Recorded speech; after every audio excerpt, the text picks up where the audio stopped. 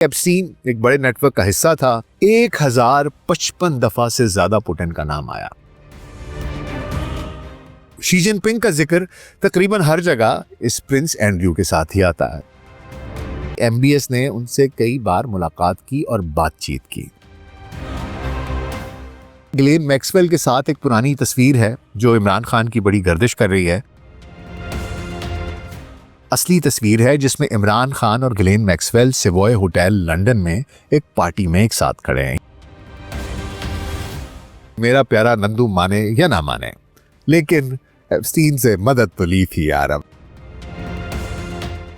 PTI की 2018 की election जीत के फौरन बाद 27 जुलाई को नताइज आए। एप्स्टीन का रद्द अमल बहुत मनफी और शदीद था।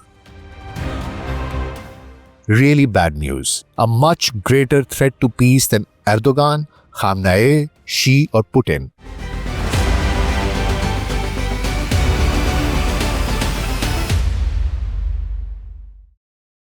Global search podcast doctor Nasir भाई के साथ अभी खिदमत में हाजिर हैं जी। अस्सलाम वालेकुम। जेफरी एप्स्टीन और उसकी फाइलें जो हाल ही में अमरीकी महकमा इंसाफ डिपार्टमेंट ऑफ जस्टिस ने एप्स्टीन फाइल्स ट्रांसपेरेंसी एक्ट के तहत जारी कर दी हैं। जेफरी एप्स्टीन एक अमरीकी मालियाती मुशीर, सरमायाकार, नाबालिग लड़कियों के जिनसी इस्तेहसाल, इंसानी ट्रैफिकिंग और जबर के संगीन जराइम, इसराइल और मुसाद का एजेंट, 2008 का एक मुख्तसर सजा जिसे कि स्वीट डील कही गई और फिर 2019 में दोबारा गिरफ्तार किया गया और जेल में मौत जिसे खुदकुशी करार दे दिया गया। लेकिन उसका केस दुनिया भर में बहस का मौजू बना रहा।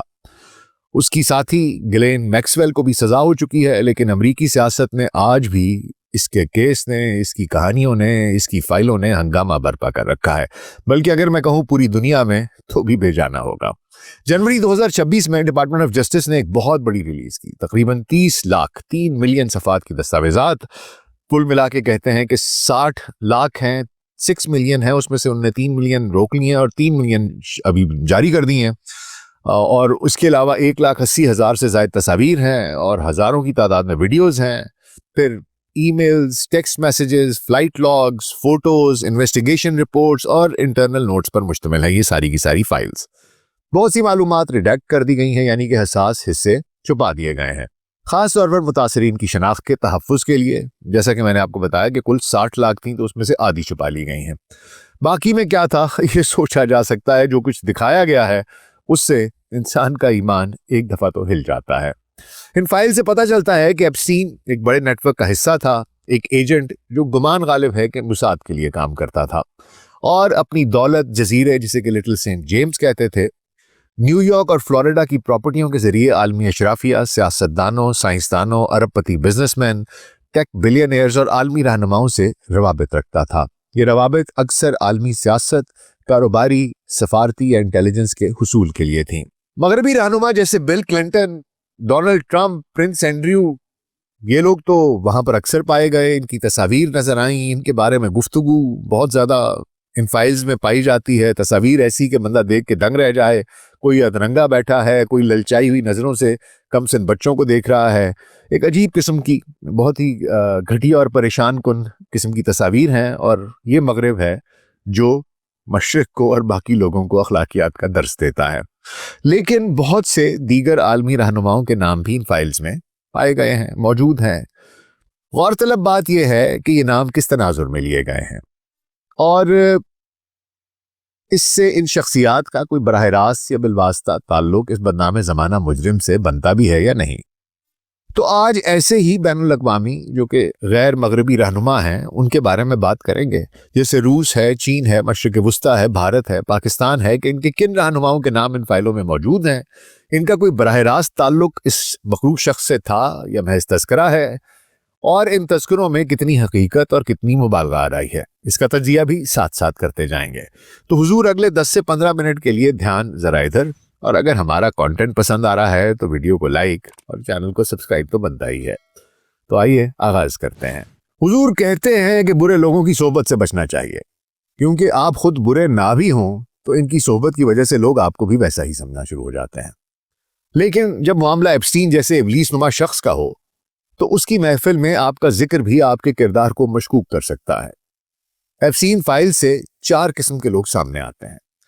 पहले तो उसके हम प्याला और हम नवाला। उसी की तरह के बीमार जहनों के मालिक दरिंदे, जिनकी तस्वीर और ईमेल्स और मैसेजेस और फ्लाइट लॉग्स की तादाद इतनी ज्यादा है कि उनके रवाबित में कोई शक नहीं। जैसे ट्रंप है, बिल क्लिंटन है, बिल गेट्स वगैरह वगैरह वगैरह, कभी वो एप्स्टीन को इस्तेमाल करते थे और कभी एप्स्टीन उन्हें इस्तेमाल करता था। जैसे साइंसदान थे, टेक बिलियनियर्स थे, बिजनेसमैन वगैरह, इस तरह के लोग थे।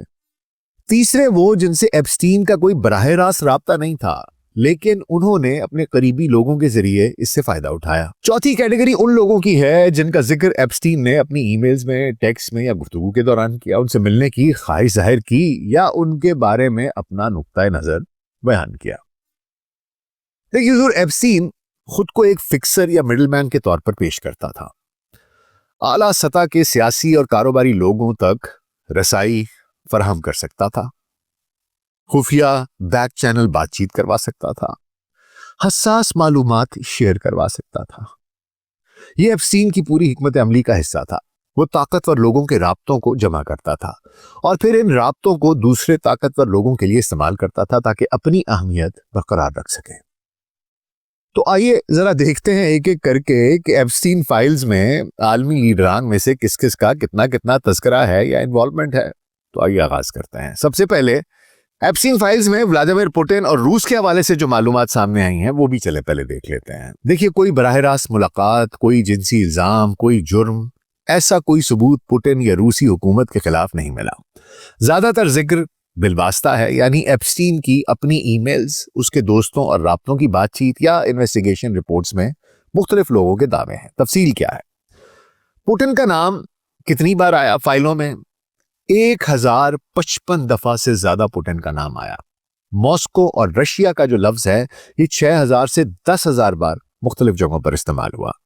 लेकिन आम बात यह है कि ज्यादातर ये जिक्र खबरों, तज्जियों, सियासी रिपोर्ट्स या मीडिया समरीज की शक्ल में है जो एप्स्टीन को मुख्तलिफ लोगों ने फॉरवर्ड की। यानी बराह रास्त एप्स्टीन पुतिन का राब्ता, उनका आपस में राब्ता नहीं था, लेकिन एप्स्टीन आलमी सियासत और रूस की अहम खबरों पर बहुत उस पर बड़ी गहरी निगाह रखता था और उनको गौर से फॉलो भी करता था। एप्स्टीन ने बहुत कोशिश की कि वो पुतिन से मुलाकात कर ले। 2010 से 2018 तक की जो ईमेल्स हैं उनमें एप्स्टीन बार बार मुख्तलिफ लोगों से कहता दिखाई देता है कि मुझे पुतिन से मिलना है। मिसाल के तौर पर साबिक इसराइली वजीर आजम एहूद बराक को 2013 में लिखा कि जून में पुतिन से पहली मुलाकात मुतवक्के है। मौजू ये था कि रूस में मगरबी सरमायाकारी कैसे बढ़ाई जाए। साबिक नॉर्वे के वजीर आजम थॉर्बजॉन जैगलैंड से भी कई बार इसी बारे में बातचीत की। कुछ ईमेल्स में मखसूस तारीखें भी लिखी, जैसे सितंबर 2011 या 2014। नतीजा कोई सबूत नहीं मिला कि मुलाकातें कभी हुई। ये एप्स्टीन की शदीद ख्वाहिश और कोशिश थी, लेकिन उसे इसमें कामयाबी नहीं हुई। फिर ट्रंप की अंदरूनी मालूमात देने की पेशकश। 2018 में ट्रंप पुतिन हेलसिंकी समिट से पहले एप्स्टीन ने एक ईमेल में जैगलैंड को लिखा, मैं समझता हूं कि तुम पुतिन को तजवीज दे सकते हो कि सर्गी लावरोव को उसे मुझसे बात करके ट्रंप के बारे में इंसाइट हासिल करनी चाहिए और वो ऐसा कर सकता है और मैं दे सकता हूं। यानी एप्स्टीन खुद को एक ऐसा शख्स दिखाना चाह रहा था जो ट्रंप के करीब है और उसकी मालूमात रूस को दे सकता है। ये उसकी खुद को अहम साबित करने, रेलेवेंट बनाने की कोशिश थी कि शायद इसे रूस या पुतिन का एतमाद हासिल हो जाए और वो फिर उनसे लेवरेज या माइलेज हासिल कर सके। फिर रूसी वीजे की कोशिश, एक बड़ा मशहूर जुमला भी उसका 2010 की एक ईमेल में एप्स्टीन ने लिखा है, do I need to get visa, I have a friend of Putin's. तर्जुमा कुछ यूं है कि क्या मुझे वीजा लेना पड़ेगा, मेरे पास तो पुतिन का एक दोस्त है भाई। ये ईमेल पीटर मैंडलसन और बेंजामिन वेग प्रॉसर के साथ थी, जो ओलेग डेरेपास्का एक बड़े रूसी ताजर हैं, ओलिगार्क हैं, उनके जरिए वीजा प्रोसेस करवा रहे थे। तो उनसे ये बातचीत कर रहा था कि मेरा भी वीजा कोई लग सकता है तो मुझे बताओ भाई। तो एप्स्टीन ने ये कोशिश कई बार की। फिर पुतिन का वेल्थ मैनेजर होने का भी इनके ऊपर इल्जाम लगता रहा। एक FBI की रिपोर्ट थी 27 नवंबर 2017 की, खुफिया रिपोर्ट, कॉन्फिडेंशियल थी, जिसमें एक कॉन्फिडेंशियल इन्फॉर्मर, उनकी कॉन्फिडेंशियल सोर्स है और इन्फॉर्मर ने यह दावा किया कि एप्स्टीन पुतिन का वेल्थ मैनेजर था और इस तरह जिम्बाब्वे के सदर रॉबर्ट मुगाबे का भी वो वेल्थ मैनेजर था। और ये सिर्फ एक इन्फॉर्मर का बयान था, FBI ने इसकी तस्दीक नहीं की, ना ही कोई दस्तावेज या सबूत इसके बारे में पेश किया गया। ये दावा गैर मुसद्दिका, अनवेरिफाइड था। रूसी क़यादत के जानशीन पर भी बात हुई। एप्स्टीन की ईमेल्स में कभी कभार रूसी सियासत और मुस्तकबिल की क़यादत के बारे में तबसरे भी मिलते हैं। साबिक रूसी पार्लियामेंटेरियन एलिया पोनोमरेव, जो अब जिला वतन है और पुतिन के मुखालिफ हैं, उनका जिक्र आया कि वो पुतिन के बाद मुमकिन मुतबादिल हो सकते हैं। ये एप्स्टीन की रूसी अपोजिशन और सियासी तब्दीलियों में दिलचस्पी को दिखाता है।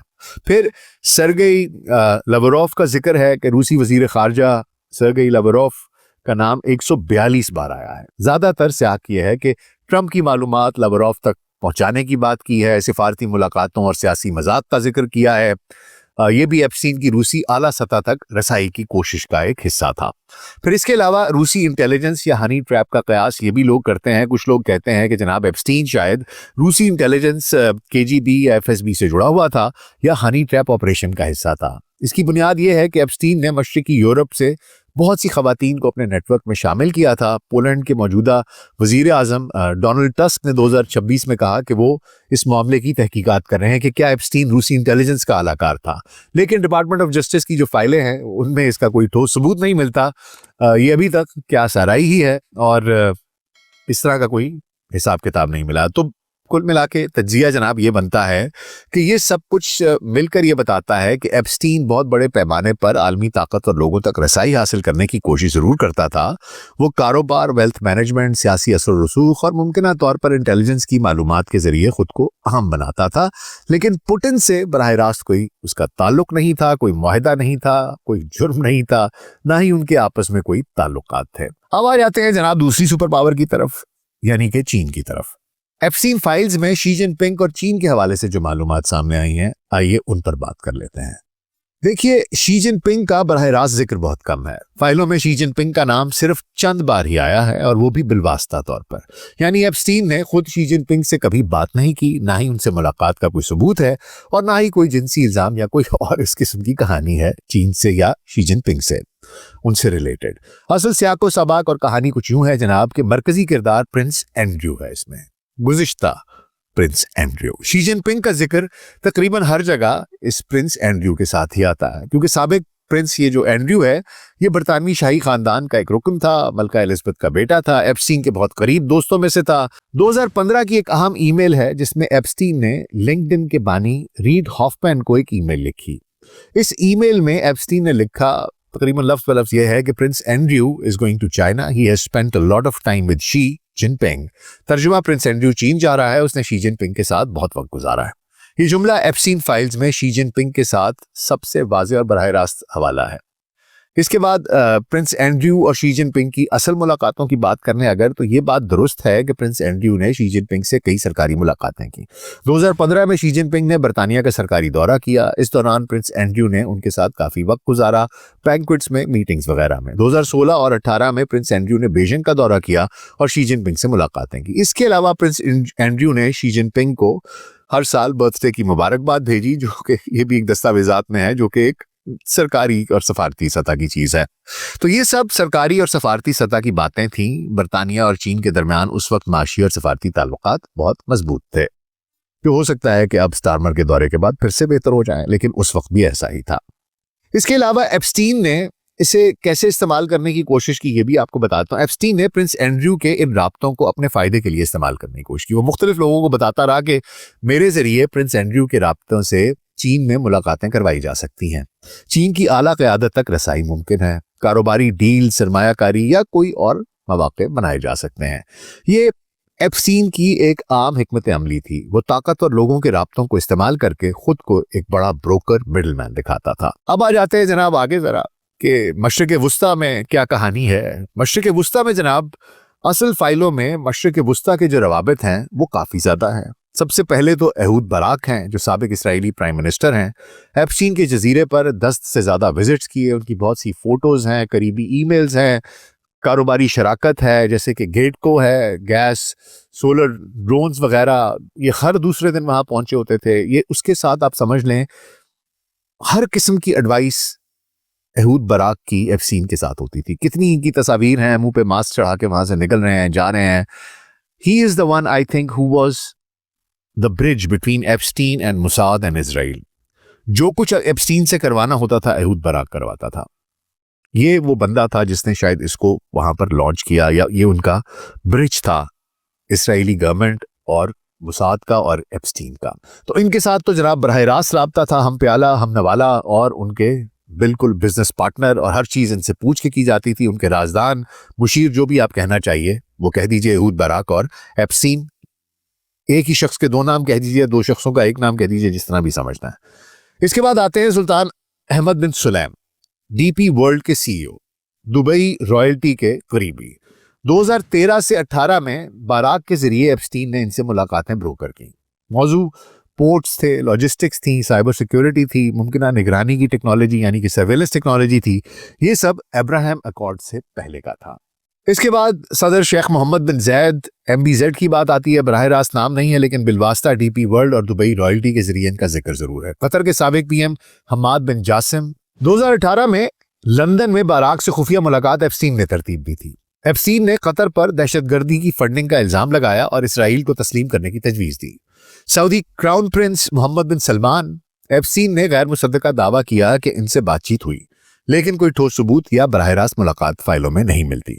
अब ये सब बैक चैनल डिप्लोमेसी, कारोबार और मुमकिन इंटेलिजेंस मुसाद की कहानी बाराक ने खुद लिखा कि make clear that I don't work for Mossad, यानी कि बता दो भाई कि मैं मुसाद के लिए काम नहीं करता। वो क्या कहते हैं कि जब आप इतनी ज़्यादा सफाइयाँ पेश करते हैं तो तभी करते हैं जब कुछ होता है। खैर, अब ज़रा आपको बता देते हैं कि इन लोगों से रिलेटेड खबरें क्या क्या गर्दिश कर रही हैं। सबसे पहले MBS की बात कर लूं। बहुत सी सोशल मीडिया पर गर्दिश करने वाली तस्वीर हैं MBS को एप्स्टीन के साथ एक ही फ्रेम में दिखाती हैं, जैसे दोनों खड़े होकर पोज दे रहे हों। ये तस्वीर जाली हैं, फोटोशॉप AI जनरेटेड हैं, डॉक्टर्ड हैं। हकीकत क्या है, एप्स्टीन की मैनहट्टन जो उसका मेंशन है, उसकी दीवार पर MBS की एक फ्रेम सोलो फोटो लगी हुई है। ये 2019 में न्यूयॉर्क टाइम्स ने रिपोर्ट किया था और 2025 की एप्स्टीन फाइल्स रिलीज में भी इसका जिक्र है। एप्स्टीन ने एक सहाफ़ी को बताया था कि MBS ने उनसे कई बार मुलाकात की और बातचीत की, लेकिन दोनों को एक साथ दिखाने वाली कोई मुस्तनद तस्वीर नहीं है। Epstein files department of justice ने जो रिलीज की हैं या कोई मोतबर जराए, इनमें ऐसी कोई चीज़ नहीं मिलती, कोई दस्तावेज नहीं मिलती। एक जाली तस्वीर अक्सर एप्स्टीन की पुरानी तस्वीर के साथ MBS को मिला के बनाई जाती है और ये भी कहा जाता है कि वो कोई एक और शख्स है, इसकी भी वजाहत दी गई है, जिसकी शक्ल एप्स्टीन से मिलती है और उसकी पूरी कवायद दिए हुए हैं कि जनाब ये शख्स है जिसके साथ ये तस्वीर है, एप्स्टीन नहीं है। एप्स्टीन के पास एक जाली सऊदी पासपोर्ट बहरहाल मिला था, उसकी अपनी तस्वीर के साथ, जाली नाम और सऊदी एड्रेस के साथ। इसके जरिए भी MBS से बिलवास्ता लिंक जोड़ने की कोशिश की जा रही है, मगर बराह रास्त मुलाकात का या बातचीत का कोई सबूत नहीं है। इसके बाद आ जाते हैं हुजूर मोहम्मद बिन जैद की तरफ। कुछ तस्वीर गर्दिश कर रही है जिनमें MBZ को दो खवातीन के साथ कॉम्प्रोमाइजिंग पोजीशन में दिखाया गया है और दावा किया जा रहा है कि ये एप्स्टीन फाइल से मिली है। ये तस्वीर डॉक्टर्ड हैं, एडिटेड है, मोतबर फैक्ट चेक जैसे इंडिया टुडे, क्विंट, BBC वगैरह, इन्होंने भी तस्दीक की है कि ये फोटोशॉप हैं या AI से बनाई गई हैं। एप्स्टीन फाइल्स में MBZ की कोई ऐसी तस्वीर नहीं मिली। MBZ का जिक्र सिर्फ बिलवास्ता, DP वर्ल्ड, सुल्तान बिन सुलैम के जरिए से है। कोई बराह रास्त फोटो, मुलाकात या किसी किस्म के जिनसी ताल्लुक के इल्जामात किसी का सबूत नहीं है। ये जाली तस्वीर अमूमन एप्स्टीन की पुरानी तस्वीर लेकर MBZ की तस्वीर से मिलाकर बनाई गई हैं ताकि मुसलमान रहनुमाओं की बदनामी की जा सके। खुलासा हुजूर यह है कि एप्स्टीन मशरिक़ वुस्ता में गहरी रसाई रखता था, कारोबारी, सफारती और मुमकिन जासूसी के लिए। सुल्तान बिन सुलैम के साथ ताल्लुक बहुत गहरा था, लेकिन MBS या MBZ के साथ इस तरह बराह रास्त कोई ताल्लुक साबित नहीं हुआ। इसके बाद हुजूर आ जाते हैं मेरे प्यारे नंदू की तरफ। जेफरी एप्स्टीन का और मोदी का ताल्लुक, बड़ी वहां पर कहानी है जनाब। कांग्रेस वाले नारे मार रहे हैं कि मोदी ने ये कर दिया, वो कर दिया। कहानी क्या आपको बताता हूँ। देखिए, मोदी के साथ बराह रास्त राब्ता फोन पे या बिल मुशाफा, इसका कोई जिक्र नहीं मिलता। मोदी का नाम बिलवास्ता तौर पर आया है अनिल अंबानी, जो कि रिलायंस ग्रुप का अरबपति है, मोदी का बहुत करीबी है, उसके जरिए से। कोई बराह रास्त मुलाकात, कोई फोटो, कोई वीडियो या कोई जिनसी क्रिमिनल इल्जाम वगैरह मोदी या हिंदुस्तान के साथ उस तरह का नहीं है। लेकिन मोदी ने एप्स्टीन से फायदा जरूर उठाया। ये तीसरी कैटेगरी में है जिसने फायदा उठाया है। मतलब पहले इससे जो आए हैं वो ज्यादातर चौथी कैटेगरी के थे, सुलैम को छोड़ के। ये तीसरी कैटेगरी है क्योंकि इन्होंने उससे फायदा जरूर उठाया। डिप्लोमेसी में इसराइल से मदद हासिल करके, अमेरिका से राब्ता कायम करने के लिए, उधर बैकडोर डिप्लोमेसी चलाने के लिए इन्होंने फायदा कम से कम हासिल किया है। डिटेल्स में अभी आपको बता देता हूं कि कहानी हुई क्या है। देखिए हुजूर, सबसे पहले तो ये कि ये राब्ता अनिल अंबानी के थ्रू हुआ। तारुफ कैसे हुआ? जो फाइल्स हैं और मुताल्लिका दस्तावेजात हैं उनके मुताबिक अनिल अंबानी और जेफरी एप्स्टीन का पहला राब्ता फरवरी 2017 के आसपास हुआ। इस राब्ते का बराह रास्त जरिया था सुल्तान अहमद बिन सुलैम। ये राब्ता मुख्तलिफ शक्लों में था, फ़ोन पर, टेक्स्ट मैसेजेस के थ्रू, ईमेल्स के थ्रू, ज़ाती मुलाकातें होती रहीं, ख़ासतौर पर न्यूयॉर्क में एप्स्टीन के टाउन हाउस में। इन राब्तों के बुनियादी मौज़ूआत थे अमरीकी सियासत की ताज़ा तरीन सूरत हाल, ख़ासतौर पर ट्रंप इंतज़ामिया की अंदरूनी हालात, भारत अमरीका ताल्लुकात, दिफाई मुआहदे, तिजारत, स्ट्रेटिजिक पार्टनरशिप, दिफाई ताउन, भारत और अमरीका के दरमियान मुमकिना बड़े दिफाई माहिदों पर बातचीत, इसराइल से रवाबित, भारत इसराइल ताल्लुकात को मजीद मजबूत करने की हिकमत अमली, ट्रंप इंतजामिया के अहम लोगों जैसे जेरेड कुशनर और स्टीव बैनन के साथ उन तक रसाई हासिल करना। ये सब कुछ सफारती और कारोबारी नौयत का था। अनिल अंबानी उस वक्त रिलायंस ग्रुप का एक बहुत बड़ा मंसूबे जो थे टेलीकॉम, डिफेंस, एनर्जी, उसमें मुलव्वस था और उसे अमरीका और इसराइली सतह पर मजबूत नेटवर्किंग की जरूरत थी। इसके बाद 16 मई 2017 को अनिल अंबानी एप्स्टीन को दिल्ली से आए एक मैसेज का हवाला देता है, leadership would like your help for me to meet Jared and Bannon ASAP. यानी लीडरशिप, मोदी हुकूमत चाहती है कि आप मेरी मदद करें ताकि मैं जल्द से जल्द जेरेड कुशनर जो कि ट्रंप के दामाद हैं और मुशीर, और स्टीव बैनन जो ट्रंप की साबिक स्ट्रेटेजिस्ट हैं, उनसे मिलूं। ये मोदी के मुमकिना अमेरिका दौरा जो जून 2017 में हुआ था उसकी तैयारी के लिए किया जा रहा था। एफसी ने अंबानी को मशवरा दिया कि कुशनर और बैनन बहुत मसरूफ हैं, दिन में 15 लोगों से मिलते हैं, लेकिन फिर भी मदद की कोशिश करूंगा। इसराइली दौरे पर इसके बाद एप्स्टीन का दावा मार्च अप्रैल 2017 में जो हुआ, 29 मार्च 2017 को एप्स्टीन ने अंबानी को लिखा कि discussions, Israel strategy dominating Modi dates, यानी इसराइल की हिकमत अमली मोदी शेड्यूल पर गालिब है। इसके बाद अंबानी ने बताया कि मोदी जुलाई 2017 में इसराइल जा रहे हैं। ये हिंदुस्तानी वजीर आजम का पहला सरकारी दौरा था इसराइल का। अंबानी ने पूछा, who do you know for track 2, यानी गैर सरकारी या बैकडोर चैनल डिप्लोमेसी के लिए किसको जानते हो, किससे मुलाकात की जाए। और एप्स्टीन का सबसे मशहूर दावा जो कि एक ईमेल में था, the Indian prime minister Modi took his, यानी कि एप्स्टीन्स advice and danced and sang in Israel for the benefit of the US president. They had met a few weeks ago. It worked. ये कैपिटल्स में है। तर्जुमा, मोदी ने मेरा मशवरा माना, इसराइल जाकर ट्रंप के फायदे के लिए गाया, बजाया, नाचा। इनकी मुलाकात कुछ हफ्ते पहले हुई थी, काम हो गया है। यानी एप्स्टीन के इस दावे को गो के भारतीय हुकूमत ने साफ मुस्तरद कर दिया है, लेकिन इससे पता ये चलता है कि इसराइल के साथ जो राब्ता है भारत का, मोदी का, वो एप्स्टीन के थ्रू ही हुआ था। इसके बाद मई 2019 में अनिल अंबानी की एप्स्टीन से मुलाकात होती है। 23 मई 2019 को मोदी के दोबारा इंतखाबात के नताइज के दिन है। अनिल अंबानी एप्स्टीन के न्यूयॉर्क टाउन हाउस में मिलते हैं सुबह 9:15 बजे के करीब या 9:30 के करीब। इस मुलाकात के बाद एप्स्टीन ने स्टीव बैनन को लिखा, Modi sending someone to see me on Thursday, really interesting. मुलाकात के बाद Modi meeting, his guy said that no one in Washington speaks to him. Modi के आदमी ने शिकायत की है कि वॉशिंगटन में उनसे कोई बात नहीं करता, यानी कि हमसे कोई मुंह नहीं लगा रहा यार, हमसे कोई बात ही नहीं कर रहा। फिर उसने लिखा कि मोदी ऑन बोर्ड, कि मोदी हमारे साथ है, रजामंद है। एप्स्टीन ने तजवीज़ दी कि मोदी बैनन से मिलें क्योंकि दोनों का मुश्तरका मसला दुश्मन चीन है। यानी मोदी को अमेरिका में कोई मुंह नहीं लगा रहा था और अनिल अंबानी ने एप्स्टीन से मदद मांगी। मोदी ने अमेरिका और इसराइल का दौरा किया। भारतीय हुकूमत का इसके ऊपर गो के रद्द अमल आया। उन्होंने कहा जी उनकी जो मिनिस्ट्री ऑफ एक्सटर्नल अफेयर्स है, MEA, उसने कहा इन तमाम दावों को हम मुस्तरद करते हैं, ये ट्रैशी रेमिनेशंस बाय कन्विक्टेड क्रिमिनल हैं, और उन्होंने कहा कि सजा याफ्ता मुजरिम की बेबुनियाद बातें हैं जिन्हें हकारत से मुस्तरद किया जाता है। सिर्फ एक हकीकत तस्लीम की गई कि मोदी का जुलाई 2017 का दौरा इसराइल हुआ था, बाकी सब एप्स्टीन की खुद साख्ता कहानी करार दी गई। लेकिन बात यह है कि मेरा प्यारा नंदू माने या ना माने, लेकिन एप्स्टीन से मदद तो ली थी यार। अब ऐसे ही उसको बेचारा, ऐसे तो ना करो यार, मान तो लो कि तुमने मदद ली थी। लेकिन यहाँ मैं हालांकि नंदू की बड़ी खिंचाई करता हूं, लेकिन एक बात मैं कहूंगा, गो कि उसने एक गंदे आदमी से मदद ली, गलीज आदमी से मदद ली, इबलीस से मदद ली, लेकिन उसने ली अपने मुल्क के फायदे के लिए, अपनी जाती जात के लिए नहीं ली। ये मैं कम से कम जरूर कहूंगा। लेकिन बहरहाल नंदू, मदद तुमने ली थी, अब मानो ना मानो एक और बात है। चलें जी, अब जरा आखिरी और सबसे अहम बात पर आ जाते हैं। जो बहुत से लोग, आप लोगों ने कल भी लिखा, आपने नाम नहीं लिया, मुर्शद का नाम नहीं लिया। भाई मैं कल बात बड़े पैमाने पर कर रहा था, बड़ी बात कर रहा था। शुरू में कहा था कि भाई मैं जो बात कर रहा हूँ वो पूरे निज़ाम की बात कर रहा हूँ, मैं जातियात पे नहीं जाऊंगा, लोगों की बात नहीं करूंगा, इसके ऊपर फॉलो अप करूंगा। लेकिन फिर भी बाज लोग खफा हो जाते हैं, कहते हैं कि नहीं, कुछ ने मुझे बहुत कुछ कह दिया। बहरहाल लेट्स स्टार्ट। इमरान खान की कहानी कहां से शुरू होती है? हुजूर, एप्स्टीन फाइल्स, इसमें इमरान खान का जिक्र बहुत महदूद है और बिलवास्ता है। पाकिस्तान का जिक्र वो भी बहुत कम है।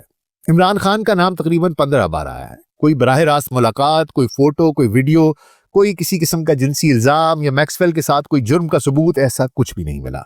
ये ज्यादातर एप्स्टीन की जाती राय है, आलमी सियासत पर तबसरे हैं और एलीट सोशल दायरे की गुफ्तगू है जो बातचीत हुई है। सबसे पहला तज़किरा नसरा हसन है। ये साबिक यूएन ऑफिसर हैं, आलमी सेहत और सफारतकारी से मुंसलिक हैं। इन्होंने एक ईमेल में इमरान खान को लंदन सोसाइटी लायन कहा, यानी लंदन की सोसाइटी का शेर है। ये ईमेल टर्जे रोड लार्सन, नॉर्वे के एक साबिक सफारतकार हैं, इंटरनेशनल पीस इंस्टीट्यूट के सरबराह हैं, उनको लिखी गई। सियाको सबाक कुछ यूं है कि बिल गेट्स की तरफ से पाकिस्तान में पोलियो के खात्मे के प्रोग्राम पर, जो bill and Melinda Gates foundation का था, उस पर बातचीत चल रही थी। नसरा हसन लिखती हैं कि बिल गेट्स ने इमरान खान से फोन पर बात की थी कि खैबर पख्तूनख्वा में पोलियो के खात्मे के बारे में ये मुहिम चलाई जा सके। वो कहती हैं कि इमरान खान नवाज शरीफ, जो कि उस वक्त के वजीर आजम से उनसे बेहतर है क्योंकि इसके मगरबी रवाबत हैं, एलीट लंदन कनेक्शंस रखते हैं, इसलिए वो पोलियो जैसे हसास प्रोग्रामों के लिए ज्यादा मौसर राब्ताकार, इंटरलोकेटर साबित हो सकते हैं। इतनी बात की गई है। ये सफारती आलमी सतह की बातचीत थी। एप्स्टीन की फाइलों में ये ईमेल फॉरवर्ड या शेयर की गई है, एप्स्टीन को बराह रास्त भेजी भी नहीं गई है। नतीजा ये है कि ये एक मस्बत किस्म की न्यूट्रल हवाले से एप्स्टीन का खुद इमरान खान से कोई बराह रास्त राब्ता नहीं दिखाया गया, कोई बातचीत नहीं है। 2013 की बात है जब इमरान खान वजीर आजम नहीं थे। दूसरा और सबसे अहम सियाको सबाक 31 जुलाई 2018 की ईमेल एक्सचेंज है। पीटीआई की 2018 की इलेक्शन जीत के फौरन बाद 27 जुलाई को नताइज आए। एप्स्टीन ने एक नामालूम शख्स से एक ईमेल्स भेजी। एप्स्टीन का रद्द अमल बहुत मनफी और शदीद था। Really bad news, a much greater threat to peace than Erdogan, Khamenei, Xi और पुतिन। वजूहात क्या? कि पाकिस्तान के पास जौहरी हथियार हैं, डिवाउट इस्लामिस्ट है, वैको कहा कि पागल है, गैर मुतवाजन है, और कल्ट्स ऑफ पर्सनैलिटी यानी शख्सियत परस्ती की पूजा। फिर एप्स्टीन लिखता है कि he was married to 2 friends of mine, one daughter of Jimmy Goldsmith, super wealthy takeover guy, forced her to convert. यानी वो मेरी 2 दोस्तों के साथ उसकी शादी रही है पहले। एक तो जिमी गोल्डस्मिथ की बेटी है, बहुत अमीर और ताकतवर शख्स है, इसने उसे जबरदस्ती मजहब तब्दील करवाया।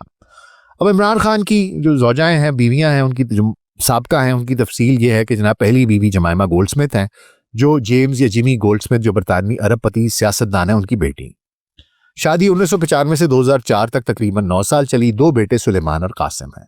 जमाइमा ने इस्लाम कबूल किया। वो खुद कहती हैं मैंने वॉलंटरली किया।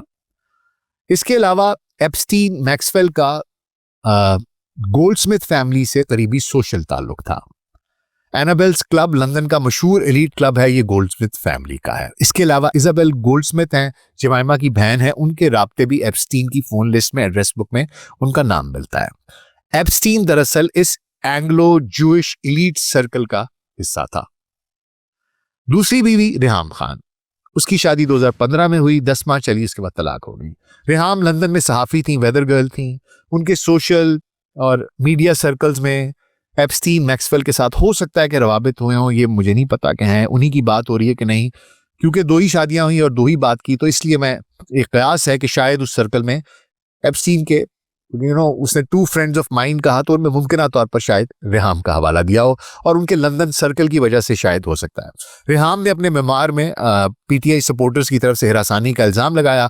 एप्स्टीन के साथ कोई बराह रास्त लिंक उन्होंने बताया नहीं। तो नतीजा ये भाईजान निकलता है कि एप्स्टीन 2 दोस्तों से मुराद सोशल दायरा है, यानी कि सोशल सर्कल होता है, उसमें जमाइमा की फैमिली को वो जानते थे। हो सकता है कि रेहाम के साथ भी जर्नलिस्टिक नेटवर्क की वजह से शायद उनसे कोई ताल्लुक हो। इसका कोई किसी किस्म का कोई सेक्सुअल नेटवर्क या मैक्सवेल के साथ कोई क्राइम बिल्डअप या उस तरह की कोई चीज नहीं थी। इसके अलावा एक ग्लेन मैक्सवेल के साथ एक पुरानी तस्वीर है जो इमरान खान की बड़ी गर्दिश कर रही है। वो 1990 की एक असली तस्वीर है जिसमें इमरान खान और Glenn Maxwell Savoy hotel London में एक पार्टी में एक साथ खड़े हैं। ये तस्वीर एप्स्टीन से पहले की है, जो कि 1991-92 में एप्स्टीन से मैक्सवेल की मुलाकात हुई थी, उससे पहले की बात है। दोनों लंदन की हाई सोसाइटी पार्टी की एक वहां पर थे, ये एक आम सी बात थी, हाई सोसाइटी में ये लोग मिलते रहते थे और ये इस तरह की कहानी है। इसके बाद कोई पता नहीं तस्वीर उनको कोई शायद कोई करीब आते हुए भी दिखा रही है, वो शायद एआई की है। ये वीडियो जो बनाई हुई है, इस तरह की कोई चीज़ नहीं, उनका कोई आपस में कोई रुमान भी है, इस तरह का कोई ताल्लुक साबित नहीं होता। इसके अलावा वसीम अकरम के एक पुराने इंटरव्यू को लेकर बहुत बात हो रही है कि जी जिसमें वो तस्करा करते हैं कि हम एक मैच खेल रहे थे 1988 में गयाना में और बीच में एक रेस्ट डे था और इमरान खान ने हमें कहा कि भाई चलो हमने चलना है, और एक जहाज़ आया, प्राइवेट प्लेन आया और वो हमें ले गया एयरपोर्ट से एक जजीरे पे, एक आइलैंड पे ले गया और हम वहाँ पर मैं और इजाज़ बैठे रहे। ये इजाज़ मतलब वसीम अकरम, इजाज़ और इमरान खान थे। तो कहते हैं हम बैठे रहे, वो आपस में अपनी गप्पे लड़ाते रहे, जिसपे कि जो इंटरव्यूअर्स थे उन्होंने मजाक भी उड़ाया और ये उन्होंने बताया कि जनाब ये हुआ और हम वापस आ गए। तो लोगों ने कहा ये जो तस्करा हो रहा है ना जिस जजीरे का, ये जजीरा हो ना हो, ये वही सेंट लिटिल जेम्स है जो कि इसका था। अब हुजूर बात यह है कि 1988 का टेस्ट मैच गयाना में हो रहा है। एप्स्टीन ने ये लिटिल सेंट जेम्स 1998 में खरीदा, इसलिए इसका भी कोई इस तरह का ताल्लुक नहीं बनता। ये तो इमरान खान की बात होगी। अब क्या किसी और पाकिस्तानी सियासतदान का किसी और का जिक्र है तो बिल्कुल है जनाब, बहुत महदूद है और बिलवास्ता है। शाह महमूद कुरैशी साबिक वजीर खारजा पीटीआई के रहनुमा 2010 की एक ईमेल में, जब वो यूसुफ रजा गिलानी की हुकूमत में वजीर खारजा थे, उनका नाम एक वीआईपी लिस्ट या एप्स्टीन के मुमकिना मुलाकातियों में था। दरअसल एप्स्टीन के पास सिक्योरिटी क्लियरेंस थी कि वो मुख्तलिफ ममालिक के वज़राए खारजा से मिल सकता था और उस लिस्ट में कुरैशी का नाम था, उनका बराह रास्त उससे कोई ताल्लुक नहीं था। एक और जगह हिज एक्सीलेंसी कहकर जिक्र किया गया हुआ है, कोई मुलाकात साबित नहीं, कोई जुर्म या इल्ज़ाम नहीं, ये एक इंसिडेंटल जिक्र था जो कि उस लिस्ट में सबके नाम थे और उसका भी नाम शामिल था। और ये कि फाइल्स में इमरान खान, शाह महमूद कुरैशी या नवाज शरीफ या किसी और लीडर का जिक्र किसी ऐसे नौयत पे नहीं हुआ हुआ कि किसी ने कोई जुर्म किया है या खुदा न खास्ता वो किसी उसका हिस्सा रहे हैं, उसका ऐसी बात बिल्कुल नहीं है। आखिर में हुजूर द फाइनल तज्जिया of all of this is कि ये फाइलें आलमी अशराफिया के घने खुफिया नेटवर्क को बेनकाब करती हैं, जहां दौलत, सियासत, इंटेलिजेंस और डिप्लोमेसी एक दूसरे से जुड़े हैं। एप्स्टीन जैसा शख्स कैसे रहनुमाओं तक रसाई पाता था, मुमकिन इंटेलिजेंस एजेंसियां, मुसाद, एफएसपी, सीआईए, उन सब का तस्करा है। लेकिन एक कहानी कुछ यूं है हुजूर कि जब लोगों के नाम आते हैं इस तरह की लिस्ट में, तो जो सियासतदान हैं उनके जो हामी हैं वो कहते हैं जनाब कि ये तो बड़ी लुट मच गई है, ये देख लें हमने तो आपको, जो मुखालिफीन है वो कहते हैं देख लें हमने आपको कहा था। यही हाल हिंदुस्तान में हो रहा है कि मोदी के खिलाफ वो शुरू हो गए हैं कांग्रेस वाले कि देख लें जनाब आपके नेता ने क्या किया और हमारे प्रधानमंत्री ने क्या किया, और हर किस्म की कहानियां और वीडियोस और तस्वीर बननी शुरू हो जाती हैं और जो उनके हक में होते हैं वो इसी तरह उसको डिफेंड करते हैं झूठ सच बना के। और पाकिस्तान में भी इसी तरह इमरान खान और बाकी लोगों के बारे में उनकी तस्वीर और पता नहीं क्या क्या चीज़ें साथ मिलाकर बातचीत हो रही है। बात यह है हुजूर कि जो चीज़ हकीकत है उसको हकीकत रहने दें। जिस तरीके से बात हुई है उसको उस कॉन्टेक्स्ट में बात को देखा जाए तो मुनासिब रहता है। लेकिन खैर आपको पता है कि सियासत तो सियासत है और हमारे लोग बड़े सगीर पाक व हिंद के कुछ इसी तरह के जज्बाती हैं। तो ये सारी कहानी है हुजूर। ये कल मैंने आपसे एक डिटेल वीडियो कही थी, वो ज़रूर आप लोगों ने देखनी है अगर नहीं देखी तो। उसमें मैंने एक बिगर पिक्चर की बात की थी कि सब कुछ कैसे हुआ, किस तरह हुआ। आज इन लोगों की इंडिविजुअल बात की है, आगे मजीद भी इनके ऊपर बातचीत करता रहूँगा, लेकिन आज के लिए फ़िलहाल इतना ही। अपना बहुत ख्याल रखिएगा। शुक्रिया।